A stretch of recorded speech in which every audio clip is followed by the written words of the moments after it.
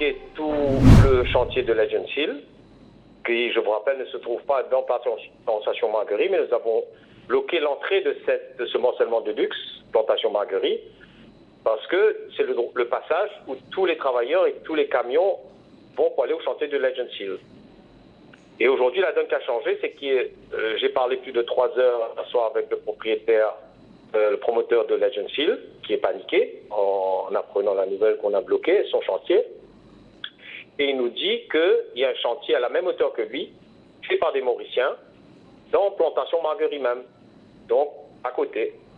Et il se demande pourquoi lui, en tant qu'investisseur étranger, il n'a pas le droit, alors qu'il a tous les permis, et comment nous, on ne bloque pas la construction qui se trouve faite par des compagnies mauriciennes en plein centre de Plantation Marguerite, ces mêmes habitants qui se plaignent de Legend Hill.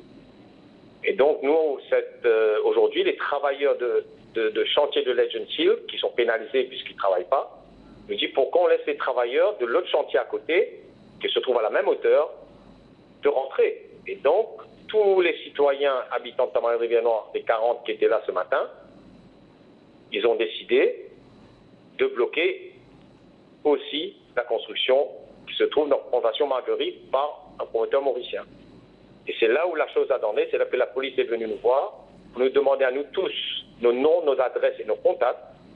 J'ai été convoqué à la station de police de Rivière-Noire, je le sors à l'instant, parce que le syndic de Plantation Marguerite a fait une déposition à la station de police de Rivière-Noire, où, je vous rappelle, notre acte de désobéissance civile n'est pas illégal, puisqu'on se trouve sur un terrain privé. Donc, ce n'est pas un public gathering.